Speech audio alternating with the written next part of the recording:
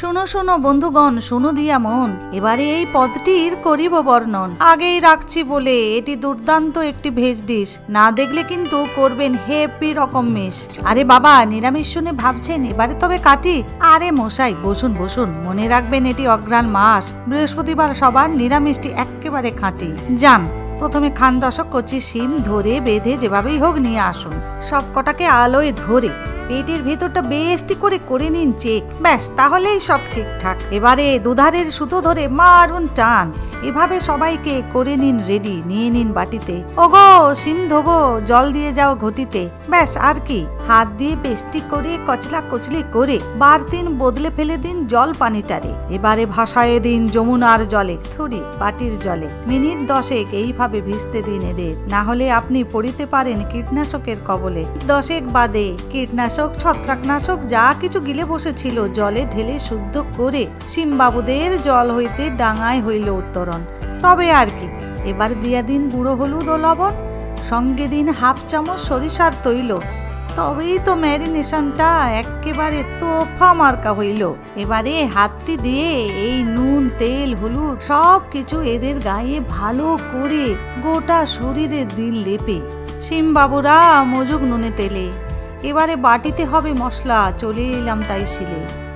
দিয়ে দিন একে একে 1 চামচ সাদা সর্ষে, আরে বাবা যাকে বলে হলুদ সর্ষে, 1 চা চামচ পোস্ত, হাফ চা চামচ কালো সর্ষে, আর 2টি কাঁচা লঙ্কা, একটুখানি নুন দিয়ে জল দিয়ে ফটাফট পেটে বুটে একেবারে রেডি।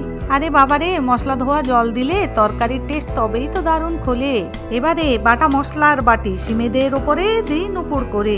আচ্ছা, এ পালার অন্যান্য সহ অভিনেতাদের সঙ্গে একটু করে নিন আলাপ, সবাই জুড়েছে বড় কান্নাকাটি।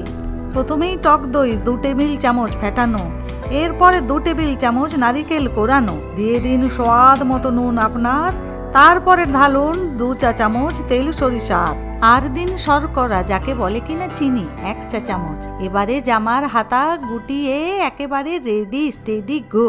হাত দিয়ে আচ্ছা করে সব মশলা দিয়ে শিম বেটাদের ল্যাপটা লিপটি করে দিয়ে মশলাদের সঙ্গে মজা করে মজতে রেখে দিন বেশ খানিকক্ষণ।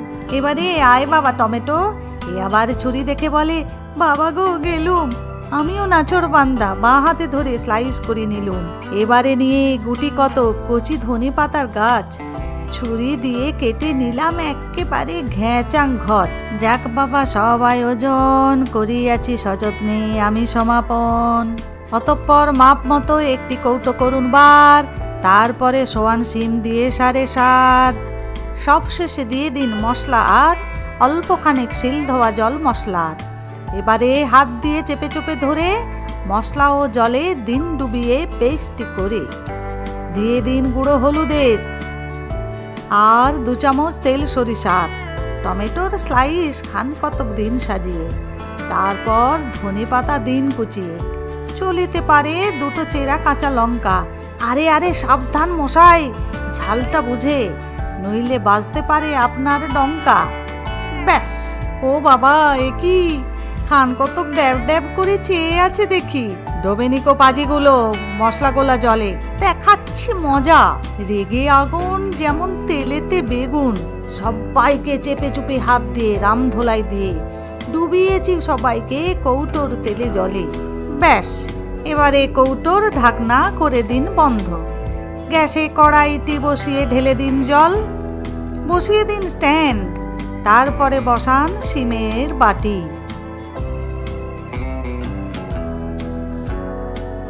দেখুন তো জল ছুঁয়েছে কি কৌটো বাবুর তলা? ও বাবা, ছোঁয়নি? তাহলে আর কি, আরো ঢালুন জল 1 গলা। অতঃপর ঢাকনা দিয়ে কড়াইটি ঢাকুন। প্রথমে গ্যাসে ফ্লেম উচ্চমানে রাখুন। যখনই শুরু হবে গ্যাসের টকবগানি, অমনি নিচু করে দিতে হবে গ্যাসের ফ্লেম খানি। এভাবে 30 মিনিট রান্না করুন ঢাকা রেখে চাপা।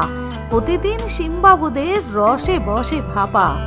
মিনিট 30 ধরে স্টিমে রান্না করে বন্ধ করে দিন গ্যাসের ফ্লেম। তা বলে এক্ষুনি শিম ভাপা করা যাবে না ক্লেম। আরও মিনিট 10 রেখে দিন কড়ার ভিতর ভাপে, যাতে করে শিমবাবুরা পুরোপুরি তৈরি হয় চাপে এবং তাপে। এরপরে সাবধানে বার করে নিয়ে খুলুন কৌটোর চাপা। ও বাবা, এই যে দেখি রেডি একদম। সিম্বাউদের গরম গরম ভাপা। ও দেখেই দেখো জিভে এসে গেল জল। ও দারুণ। বাই দ্য ওয়ে, আমি শ্রাবন্তী, তোমরা দেখছিলে কিচেন ক্যানভাস। আজকের ভিডিওটি যদি ভালো লেগে থাকে তবে প্লিজ একটা লাইক করে দিও। এই ধরনের স্বাস্থ্যকর টেস্টি রেসিপির জন্য আমার চ্যানেলটি সবাই সাবস্ক্রাইব করে দিও প্লিজ। আজ তাহলে এই পর্যন্ত, দেখা হবে আগামী দিন নতুন আরেকটি ভিডিও নিয়ে। সবাই ভালো থাকো, সুস্থ থাকো, সবাইকে ধন্যবাদ।